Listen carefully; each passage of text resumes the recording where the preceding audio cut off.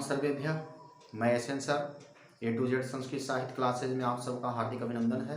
प्रिय छात्र मित्रों, आज मैं बिहार बोर्ड के हिंदी साहित्य की जो पुस्तक है गोधूली भाग 2, उसमें गुरु नानक द्वारा रचित जो शीर्षक है राम नाम बिनु बिरथे जगी जन्मा और दूसरा है जो नर दुख में दुख नहीं माने, उसका मैं व्याख्या सहित प्रश्नोत्तर बतला रहा हूँ।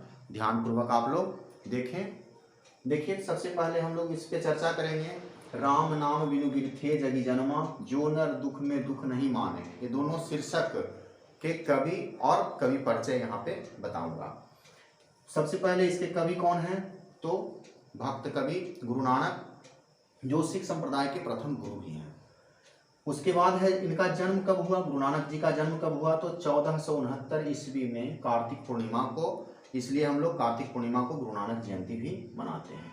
इनका जन्म स्थान है पाकिस्तान के लाहौर जिला के तलवंडी नामक गांव में, जिसे आज हम लोग नानकाना साहब के नाम से जानते हैं।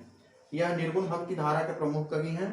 इनके पिताजी का नाम कालूचंद खत्री, माता का नाम तृप्ता, पत्नी का नाम सुलक्षणी है। इनकी भाषा जो रही है रचनाओं में पंजाबी, हिंदी, खड़ी बोली और ब्रजभाषा मिश्रित है। इनकी जो प्रमुख रचनाएं हैं ऑब्जेक्टिव क्वेश्चन के लिए बहुत ही जरूरी है, सब याद रखना। जपू जी, आसादी वार, रहीरास और सोहिला। 1604 ईस्वी में सिखों के जो पंचम गुरु हुए अर्जुन देव जी, उन्होंने इनकी सारी रचनाओं को एक जगह संग्रह कर दिया और उस संग्रह का नाम है गुरु ग्रंथ साहिब। अगर आपसे पूछा जाए कि सिख संप्रदाय का प्रमुख ग्रंथ का नाम क्या है, तो आपका सिर्फ और सिर्फ एक ही जवाब होगा, गुरु ग्रंथ साहिब। अर्थात कि सिख संप्रदाय का यह प्रसिद्ध ग्रंथ है। जिस प्रकार से हिंदू का रामायण और महाभारत है, उसी प्रकार से इनका गुरु ग्रंथ साहिब है। उसके बाद गुरु नानक सबसे पहले ऐसे संत रहे हैं, संत कवि रहे हैं, जिन्होंने विदेशी आक्रमणकारियों के खिलाफ भी आवाज उठाई है अपनी कविता के माध्यम से। नारी के विकास के लिए भी आवाज उठाया है। और साथ में इनका जो कहना है, पहला ही जो शीर्षक है उसमें इन्होंने कहा है राम नाम बिनु बिरथे जगी जन्मा। अर्थात इनका इस शीर्षक से यह पता चलता है और शीर्षक में इन्होंने यह वर्णन किया है कि मनुष्य का जीवन भगवान के नाम के बिना, अर्थात भगवान के सानिध्य के बिना, भगवान के साथ लगाव के बिना बेकार होता है। जब तक हम अपने जीवन को भगवान के आराधना में, भगवान के तपस्या में, भगवान के साथ सही लगाव में नहीं जोड़ पाते हैं, तब तक हमारा जीवन लाखों अनेकों उलझनों में फंसकर रह जाता है और जीवन की सार्थकता प्राप्त नहीं हो पाती है। इसलिए जो प्रथम यहाँ पे शीर्षक है, उस प्रथम शीर्षक में भक्त कवि गुरु नानक जी वाह्य आडंबरों से बच करके इन्होंने जो वहाँ पे वर्णन किया है कि बहुत सारे पूजा पाठ के वेशभूषे हैं, रूप रंग हैं। बहुत सारे लोग शिखा बढ़ा लेते हैं, धोती पहनते हैं, तन में भस्म लगाते हैं, संध्या व्याकरण करते हैं, पाठ करते हैं।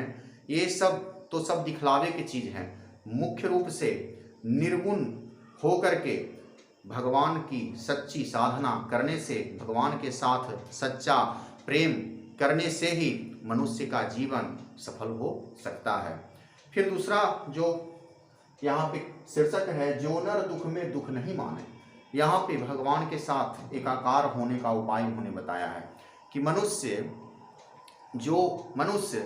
अपने आप को सुख दुख, हर्ष विषाद, प्रीति भय, राग द्वेष, मान अपमान, ये सब में जो अपने आप को एक जैसा पाता है, जिसके लिए धन और मिट्टी एक समान है, अर्थात कि जिसने समर्पण कर दिया, सब कुछ भगवान पे छोड़ा हुआ है, वह जानता है कि जो भी करना है भगवान को ही करना है, परमपिता परमेश्वर को ही करना है। हमारे हाथ में कुछ भी नहीं है, हमारे बस में कुछ भी नहीं है। जो इस प्रकार से अपने अंतःकरण को शुद्ध कर लिया, निश्चल भाव को ग्रहण कर लिया, उसी व्यक्ति के यह शरीर रूपी घट में, इस शरीर रूपी घट में भगवान का, ब्रह्म का निवास होता है। और वही व्यक्ति भगवान के साथ, गोविंद के साथ जिस प्रकार से पानी में पानी मिलकर एकाकार हो जाता है, उसी प्रकार से उस व्यक्ति का भी परमपिता परमेश्वर के साथ, उस गोविंद के साथ एकाकार हो जाता है और उसका जीवन सार्थक हो जाता है।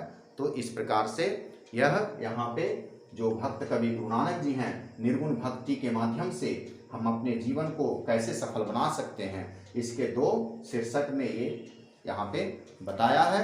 उसके बाद हम लोग इसके प्रश्नोत्तर की ओर चले। हम बहुविकल्पिक और जो लघु उत्तरीय प्रश्न है उसकी भी चर्चा करते हैं। अब देखें, पहला क्वेश्चन है, गुरु नानक की रचनाओं का संग्रह किसने किया? तो गुरु अर्जुन देव ने, जो कि पंचम गुरु थे। गुरु नानक की रचनाओं के संग्रह का नाम क्या है? तो गुरु ग्रंथ साहिब। तीसरा क्वेश्चन है, गुरु नानक किस धारा के कवि हैं? तो निर्गुण भक्ति धारा के। चौथा क्वेश्चन है, गुरु नानक की मृत्यु कब हुई? 1539 ईस्वी में वाहे गुरु कहते हुए। पांचवा क्वेश्चन है, गुरु नानक के जन्म स्थान का नाम क्या कहलाता है? तो नानकाना साहब। छठा है, गुरु नानक के पद किस भाषा में रचित हैं? तो पंजाबी मिश्रित ब्रजभाषा। सातवां है, राम नाम बिना जीवन कैसा है? तो व्यर्थ है, बेकार है। आठवां है, राम नाम बिना जीवन कैसा होता है? तो अरुचिपूर्ण अर्थात उलझन में डूबा हुआ। नौवां है, गुरु नानक के अनुसार जीवन की सार्थकता क्या है? तो गोविंद अर्थात भगवान के साथ एकाकार होना या मिल जाना। 10वां प्रश्न है, ब्रह्म का निवास कहाँ होता है? तो काम क्रोधहीन व्यक्ति में या निश्चल व्यक्ति के शरीर। गुरु कृपा की महत्ता का वर्णन किस कवि ने किया है? तो गुरु नानक जी ने किया है। गुरु नानक की कविताओं का विषय क्या नहीं है? तो सामाजिक विद्रोह नहीं है। गुरु नानक की कविताओं में किसकी महत्ता निर्विवाद है? तो सहज प्रेम की। गुरु नानक किस युग के संत कवि थे? तो मध्य युग के। वाणी कब विष के समान हो जाती है? तो राम नाम बिना बोली गई वाणी विष के समान हो जाती है। अब देखिए, एक बहुत ही महत्वपूर्ण प्रश्न यहाँ पे है कि आम नाम बिनु बिरथे जगी जन्मा शीर्षक का पद प्रसंग, भाव सौंदर्य और काव्य सौंदर्य बताएं। ये सब अच्छी तरह से ध्यान देने वाली बात है। पद प्रसंग क्या है? तो पद प्रसंग में देखिए यहाँ पे जो भी आया है शीर्षक में कि वाह आडंबर वेशभूषा तीर्थवर्त कर्मकांड के जगह सरल और सच्चे हृदय से राम नाम की भक्ति पे जोर दिया गया है इस शीर्षक में। फिर दूसरा है भाव सौंदर्य। तो भाव क्या है? तो इस कविता में निर्गुण विचारधारा प्रकट हुई है। कवि का कहना है कि परमात्मा की भक्ति बाहरी दिखावे से नहीं बल्कि भक्ति रूपी अलौकिक रस का पान करने के लिए सच्चे हृदय और निश्चल मन और शुद्ध ज्ञान की आवश्यकता है। उसी के माध्यम से हम परमपिता परमेश्वर को पा सकते हैं। उसके बाद कहता है कि काव्य सौंदर्य क्या है? तो इस कविता में निर्गुण निराकार ईश्वर की भक्ति बताई गई है। फिर दूसरा जो है पॉइंट यहाँ पे कि पंजाबी मिश्रित ब्रजभाषा का प्रयोग लाक्षणिक और व्यंजना के रूप में किया गया है। भाव के अनुसार भाषा का प्रयोग अनायास ही भक्ति भावना की ओर अग्रसर होना पड़ता है। कहीं कहीं तत्सम शब्दों का भी प्रयोग प्रशंसनीय है, जो भाषा में सरलता और सुबोधता के कारण प्रसाद गुण की अपेक्षा है। अलंकार की दृष्टि से अनुप्रास, उपमा और दृष्टांत मनोभाव है। तो इस प्रकार हम इस शीर्षक में राम नाम बिनु बिरथी जग जन्मा में पद प्रसंग, भाव सौंदर्य और काव्य सौंदर्य का वर्णन कर सकते हैं। जो नर दुख में दुख नहीं माने शीर्षक का कवि का नाम, पद का प्रसंग, भाव सौंदर्य और काव्य सौंदर्य बताएं। तो कवि का नाम हम लोग जान चुके हैं कि निर्गुण भक्ति धारा के प्रमुख कवि गुरु नानक जी हैं। पद का प्रसंग इस प्रकार से इसमें है कि निर्गुण भक्ति धारा के प्रमुख कवि गुरु नानक ने प्रस्तुत कविता में सुख दुख में एक जैसा रहते हुए जो मानसिक दुर्गुणों से ऊपर उठकर अंतःकरण की निर्मलता पर जोर दिया है। संत कवि गुरु की कृपा पाकर ईश्वर से वह व्यक्ति पानी के संग जिस प्रकार से पानी का मिलन हो जाता है, उसी प्रकार ईश्वर के साथ उस व्यक्ति का ईश्वर के साथ मिलन हो जाता है। भाव सौंदर्य। भाव सौंदर्य में कहना है कि प्रस्तुत कविता का यह भाव है कि जो व्यक्ति सुख दुख, आशा निराशा, निंदा प्रशंसा आदि विषम परिस्थितियों में एक समान रहता है, उसी पर गुरु की कृपा होती है और वही ईश्वर का सच्चा आनंद लेता है, क्योंकि गुरु कृपा के बिना ईश्वर की पहचान होना संभव नहीं है। अगला है काव्य सौंदर्य। तो काव्य सौंदर्य यहाँ पे देखिए, ये जो कविता है जो नर दुख में दुख नहीं माने, इसमें भाव के अनुसार ही भाषा का प्रयोग किया गया है। ईश्वर भक्ति और गुरु भक्ति का सामंजस्य बहुत अच्छा ढंग से हुआ है। पंजाबी मिश्रित ब्रजभाषा का प्रयोग सफल कवि का प्रतीक है। और जो चौथा है वह भाषा में सरलता और मोहकता है, जो कविता को अति उत्तम बनाता है। तो इस प्रकार से अब हम बच्चों इसमें जो भी आपके ऑब्जेक्टिव और लघुतरीय और इस टाइप के जो भी प्रश्न आते हैं उसका मैंने सबका सॉल्यूशन कर दिया है। अब इस चैप्टर में जो बचा हुआ है वह भाषा की बात। तो भाषा की बात में है, पहले लिखा हुआ है, सबसे पहला प्रश्न है कि पद में प्रयुक्त निम्नांकित शब्दों के मानक आधुनिक रूप लिखें। पहला है वृथे। वृथे का अर्थ होता है वृथा या बेकार। निफल यानी निष्फल। संध्या है तो संध्या का संध्या। गुरु शब्द, गुरु शब्द इसमें है तो उसका गुरु शब्द हो जाएगा महियल। महियल का महितल यानी धरती। माटी, माटी का हुआ मिट्टी। नियारो का न्यारा, निराला। पिछानी यानी पहचानी, पहचान लिया। बिखु मीन्स बिख, जहर।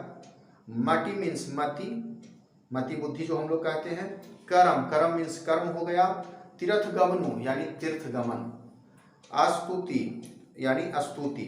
सर्व मीन्स सर्व। जुगति मीन्स जुगति या जुगाड़। फिर दूसरा प्रश्न है कि निम्नलिखित शब्दों के वाक्य प्रयोग करते हुए लिंग निर्णय करें। पहला है जग। तो जग पुल्लिंग शब्द है, कहते हैं हम लोग कि यह जग सुंदर है। फिर दूसरा है मुक्ति। मुक्ति स्त्रीलिंग शब्द है, इसे हम ऐसे भी कह सकते हैं कि बेचारे की मुक्ति हो गई। धोती, धोती नई है, स्त्रीलिंग है। जल पुल्लिंग है, यह जल गंदा है। भस्म, तो भस्म भी पुल्लिंग है, चांदी का भस्म स्वास्थ्य के लिए अच्छा होता है। यही कंचन, कंचन पुल्लिंग शब्द है, कहता है कंचन किसे नहीं खींचता। जुगति स्त्रीलिंग शब्द है, मैंने इस काम की जुगति खोज ली। स्तुति, तो स्तुति स्त्रीलिंग है, मैंने ईश्वर की स्तुति की। धन्यवाद छात्रों, आप इसे अच्छी तरह से ध्यान देकर पढ़ लें।